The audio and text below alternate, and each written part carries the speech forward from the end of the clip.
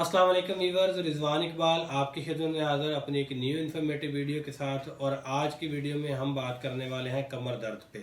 कमर दर्द जो कि मसला हर घर में तकरीबन ख़वातीन को, नौजवानों को और बुज़ुर्गों में ये बड़ा कॉमन है।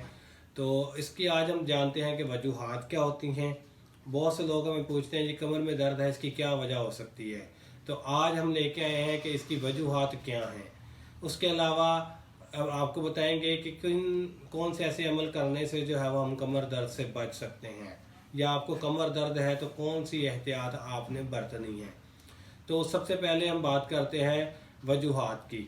नंबर वन है डीजनरेटिव चेंजेस, जो कि बहुत कॉमन है, जो कि एज रिलेटेड चेंजेस होती हैं। डीजनरेटिव चेंजेस यानी कि एज रिलेटेड चेंजेस जो कि हमारी बॉडी में, हमारे जॉइंट्स में जो है गैप आ जाता है, गैप कम हो जाता है, कार्टिलेज घिस जाती है, जिस वजह से वो बुरबुरे हो जाते हैं, हड्डियाँ बुरबुरी हो जाती हैं। उसके अलावा और हड्डियों के काफ़ी मसाइल आ जाते हैं, या हमारे मसल वीक हो जाते हैं एज रिलेटेड चेंजेस की वजह से। तो ये सबसे बड़ा, ये कॉमन एक रीज़न है। उसके अलावा है डिस्क का स्लिप हो जाना।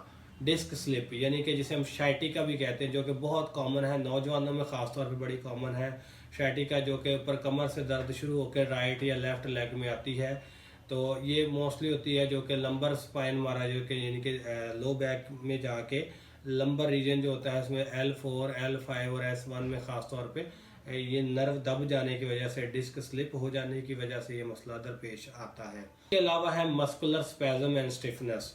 मस्कुलर स्पैज़म यानी कि मसल्स का स्टिफ हो जाना, टाइट हो जाना। जब हम ज़्यादा देर बैठे रहते हैं, ज़्यादा जो है वो हमारा सिटिंग का काम है, लॉन्ग ट्रैवलिंग में ख़ास तौर पे ये मसला आता है कि लो बैक में हमारे पेन आती है। मसल जो है वो एक जगह पे हम बैठे होते हैं और ड्राइविंग पे कंसंट्रेट कर रहे होते हैं, तो मस्कुलर स्पैज़म होता है, स्टिफनेस होती है, जिसकी वजह से पेन आती है। उसके अलावा स्पाइनल इंजरी, खुदा न खास्ता किसी एक्सीडेंट में, किसी हादसा में जो है स्पाइनल इंजरी का हो जाना। उसके अलावा वर्टिब्रल टीबी, जो कि हमारे मोहरों की टीबी होती है, उसकी वजह से कमर में दर्द हो सकती है।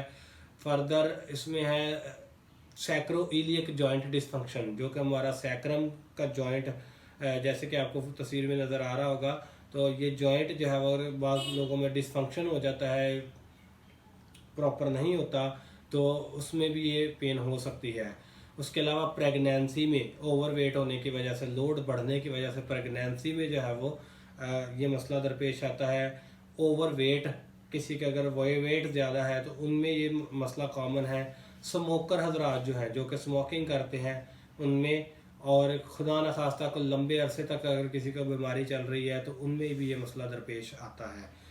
इसके अलावा कोई खुदा न खास्ता हमारे जो सॉफ्ट ऑर्गन्स हैं, ख़ास तौर पे लीवर, पेंक्रियाज, किडनी, बाज़ औक़ात ऐसा भी होता है कि वो पेन वहाँ से रेडिएट हो के नीचे तक आ रही होती है, जिसकी वजह से हमें यही लगता है कि हमें कमर का दर्द है। तो ये जो है वो वजूहात हैं कमर की दर्द की। अब इसमें फाइंड आउट कैसे किया जाता है। हम अगर खुदा न खास्ता में कुछ 1-2 दिन या 2-4 दिन अगर ये पेन चल रही है, तो हमें कोशिश करें कि आप आर्थोपेडिक सर्जन को दिखाएं, ताकि फाइंड आउट की जाए कि इसमें से कौन सी ऐसी वजह है जिसकी वजह से आपको कमर की दर्द हो रही है, और उसका प्रॉपर हल किया जाए। बाकी हम इसकी बचाव की बात करें तो ये है कि हमने वो मसल स्ट्रेंथनिंग एक्सरसाइजेस करनी है, जॉइंट और मसल स्ट्रेंथनिंग एक्सरसाइजेस करनी है। उसके अलावा स्ट्रेचिंग एक्सरसाइजेस करनी होती हैं। नंबर 2, हैवी वेट उठाने से जो है वो हमने अवॉइड करना है। कोशिश करें कि हैवी वेट ना उठाएं, ख़ास तौर पे मोर देन 40। अगर हम एज हमारी 40 से ऊपर है तो फिर कोशिश करें कि ज़्यादा वेट ना उठाएं, झुकें कम से कम, और हेल्दी डाइट का इस्तेमाल करना है। जो सबसे एक मेन और कॉमन जिसको मैं बहुत प्रेफर करता हूँ वो है हाइड्रेशन को इम्प्रूव करना, क्योंकि जिसकी डिस्क की, जो मैं ऊपर बात करके आया हूँ डिस्क की, वो डिस्क का जो है वो 80% हिस्सा जो है वो हमारा होता है पानी से बना होता है, और 20% वो जेली फॉर्म्ड होता है, जो कि मोहरों के दरमियान कुशन का काम करती है। तो जब हम पानी कम पीते हैं तो डिस्क प्रोलैप्स हो जाती है, सिकुड़ जाती है, जिसकी वजह से मोहरे दब जाते हैं।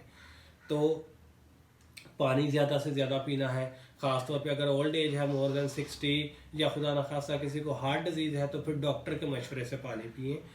डॉक्टर आपको बताएंगे कि आपने 1.5 लीटर पीना है, 2 लीटर पीना है, या 3 लीटर पानी पीना है, तो फिर डॉक्टर के मशवरे से पानी पिए। और अगर खुदा न खास्ता आपको कोई हार्ट डिजीज़ नहीं है तो आप 2 से 2.5 लीटर 3 लीटर जो है वो पानी पिएँ, ताकि हमारी डिस्क जो है वो हाइड्रेट रहे और हमें कमर का दर्द जो है वो मिनिमम हो या कमर के दर्द के मिनिमम चांसेस हों। उसके अलावा ट्रैवलिंग बड़ा एक फैक्ट है कि ट्रैवलिंग जब हम करते हैं तो हम 4 घंटे का सफ़र, 5 घंटे का सफ़र, 6 घंटे का सफ़र विदाउट ब्रेक करते हैं। तो कोशिश करें कि ट्रैवलिंग जो है वो आप 1 घंटे बाद जो है वो आप स्टे करें, रुकें, थोड़ी सी वॉक करें, बैक एक्सटेंशन एक्सरसाइज जो कि मैं अपनी नेक्स्ट आने वाली वीडियो में आपको बताने वाला हूँ कि आपने लो बैक पेन के लिए एक्सरसाइजेस कौन सी करनी है। तो इसमें बैक एक्सटेंशन एक्सरसाइज आप कर सकते हैं, हल्की फुल्की वॉक करके आप दोबारा जो है वो ड्राइव करें। तो ड्राइविंग के दौरान जो है वो कोशिश करें कि आप हर 1 घंटे बाद, 1.5 घंटे बाद आप लाजमी इसमें जो है वो ब्रेक लें। उसके अलावा नमाज, अगर आपको खुदा न खास्ता कमर का दर्द चल रहा है तो नमाज आप जो है वो चेयर पे बैठ के अदा करें। और लॉन्ग टर्म सिटिंग, जो कि ऑफिस वर्क करते हैं, ख़ासतौर पे जो इनका बैंक में काम है या जिनकी वैसे कंप्यूटर पे जो काम करते हैं, तो लॉन्ग टर्म उनकी सिटिंग होती है। तो उसमें भी यही है कि आप कम से कम घंटे बाद, आधे घंटे बाद आप थोड़ी सी ब्रेक लें, 2-3 मिनट की आप हल्की फुल्की वॉक कर लें और आप स्ट्रेचिंग एक्सरसाइज कर लें। खड़े होकर हम बैक एक्सटेंशन एक्सरसाइज जो है वो कर सकते हैं। तो 2-3 आप बैक एक्सटेंशन करके फिर आप वापस अपना काम जो है वो करें। कोशिश करें कि अपना बॉडी पोस्चर बेहतर से बेहतर रखें। फाइन आपकी सिटिंग होनी चाहिए, फाइन स्टैंडिंग होनी चाहिए। ऐसा नहीं है कि आप खड़े हैं तो लटक के खड़े हुए ऐसे कमर को पीछे निकाल के, और या अगर बैठे हुए हैं तो आप कोई ऐसी पोजीशन है आपकी। कोशिश करें कि अपनी सिटिंग पोजीशन अपनी फाइन करें, स्टैंडिंग पोजीशन अपनी फाइन करें। हेल्दी डाइट और इन दी एंड पानी ज़्यादा से ज़्यादा पिए। वीडियो देखने का बहुत शुक्रिया। अच्छी लगी हो तो लाइक कर लें, बल्कि जो कोई इस मामले में जिनको ये मसला दरपेश हो उनके साथ भी शेयर करें, और मेरे चैनल को लाइक सब्सक्राइब कर लें ताकि मज़ीद आने वाली वीडियोस भी आपको मिलती रहें। अपना बहुत सा ख्याल रखें। अल्लाह हाफ़िज़।